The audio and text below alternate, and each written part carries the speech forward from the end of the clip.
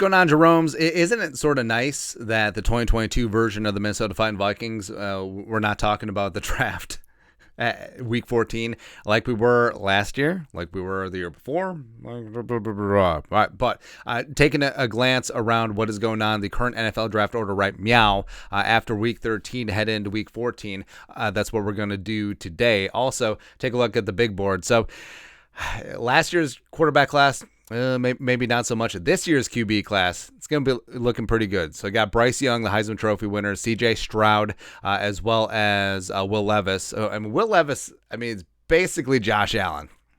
Let's just tell it like it is. It's also a really good defensive line class. It's a really good cornerback class. So there's going to be some fantastic wide receivers as well. Obviously, it's going to be a good edge class. So, this draft class is going to be really interesting, man. And depending on what happens with the Vikings this offseason with a couple of their veterans, there will be some clear needs. And, the Vikings going to be drafting towards the ass end of the first round. But does Kwesi get aggressive? Like, does he move up in the first round? Does he go get his guy? What's going to happen? Who knows? But also you got Will Anderson up at the top is going to be a monster. Jalen Carter is an absolute phenomenal player. I'm really upset. So I'm really upset that it's looking like the Philadelphia Eagles, who got the number 5 overall pick from the Saints in the Chauncey Gardner-Johnson trade, they could end up with Will Anderson or Jalen Carter.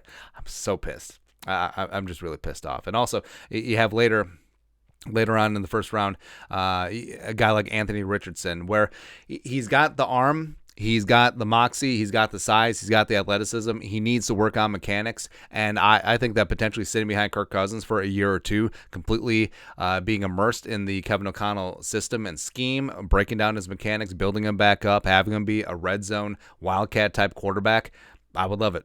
I would absolutely love it. It makes a ton of sense there. But also, there's a ton of great wide receivers in this class. Quentin Johnston is an absolute monster at TCU. I think that he's going to show up and show out in the playoff. Also, Jordan Addison, the pride of USC. Jackson Smith and Jigba coming in from Ohio State. Now, he had a better season 2 years ago. A lot of injuries this year, sort of is what it is. But he's going to be a phenomenal professional player. So, I think... Isn't Booty going back to school? It doesn't matter. This is a big board from Tankathon, excuse me. And Tankathon is where this NFL draft order is coming in. So up at number 1, you do have the Houston Texans, and they have they have quite the lead over the crooked Chicago Bears, but they're going to be in the quarterback market.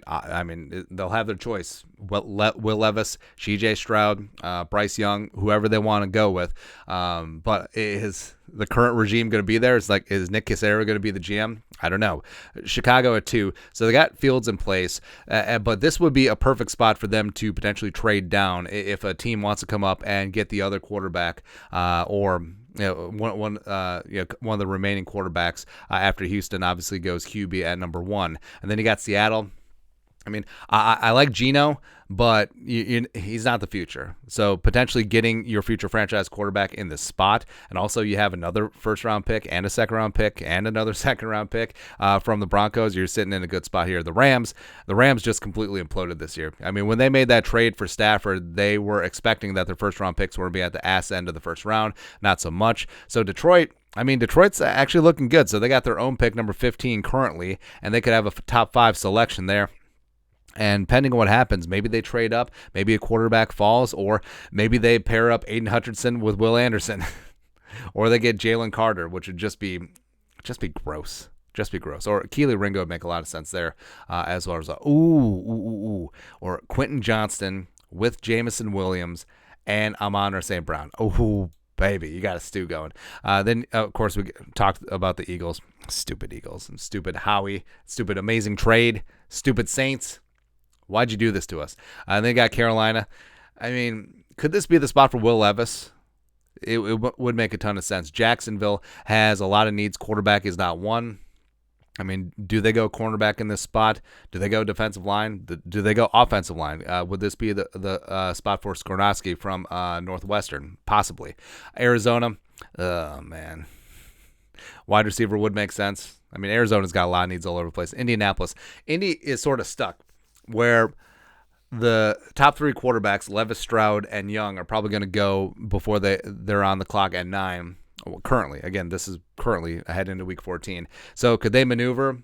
Possibly. Do they trade back and take Richardson? I don't know. Will there be some other quarterbacks that trickle up to the first round? Possibly. Who knows? Atlanta, I mean, they took Desmond Ridder last year. They still haven't seen what he can do. I think he should start the rest of the way. Green Bay, they got Jordan Love, whatever. But it's going to be interesting in this spot because they should be drafting wide receiver here. Now, Jackson Smith would make a lot of sense in this spot if he's available. Addison, yes. Michael Mayer, maybe that would be an upgrade over the pride of Indiana State, possibly.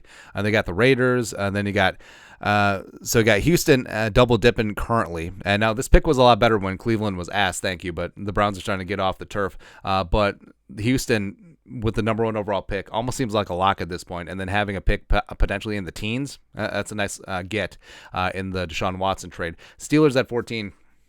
So Steelers aren't generally picking in the, well, it's not the lottery, but in the non-playoff places. But here we are. Detroit slightly on the outside looking in. Same thing with the Chargers, the Patriots.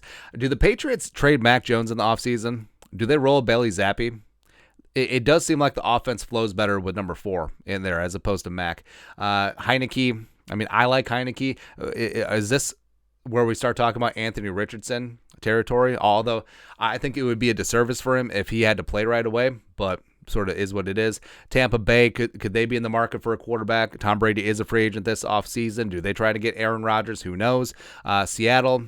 Seattle's double dipping the chip, because they got the Russell Wilson pick, as well as they got their own in the playoff spots right now. You got the Titans, the Jets, the Giants. Now the Dolphins forfeited their first round pick because that's why we said, the Vikings are going to be drafting at 31, and then they're like, you're predicting they lose the Super Bowl. No, I mean the Dolphins don't have a first round pick because of the tampering with Sean Payton and Tom Brady, which is hilarious, man. They got so San Francisco's first round pick actually goes to Denver. So as part of the Trey Lance trade up with the Dolphins, and then the Dolphins sent that pick to Denver for Bradley Chubb, so blah, blah, blah, blah, blah. That worked out. But either way, the Denver Broncos are still in the first round, even though they don't have their super high first round pick, which is going to Seattle. And then you got the Ravens, Cincy, Dallas, Kansas City, Minnesota, blah, blah, blah. So currently it's tranched out by record. So this obviously is going to change once the playoffs start get going. But, I mean, the Vikings, picking at the ass end of the first round, this is still going to be a good draft. I think this is a really solid deep draft, especially where the Vikings need some help, defensive line, as well as cornerback, a wide receiver. So I think they'll be good to go. And if they have a shot at a potential future franchise quarterback, I think they should take it. I mean, if Anthony Richardson is still on the board when they're drafting late in the first round, I mean, they should consider it. Absolutely. But this feels good, man. This feels good. Talking draft. But, of course, there's a lot more football to go. That's right. Especially for the Minnesota Fighting Vikings. But your thoughts are thoughts. Take a look at the NFL draft order heading into week 14. Let us know your thoughts and our thoughts in the comment section below. Subscribe for daily Vikings takes. Want to support the work? Put a little something in the Venmo. But till next time, Skol, production value.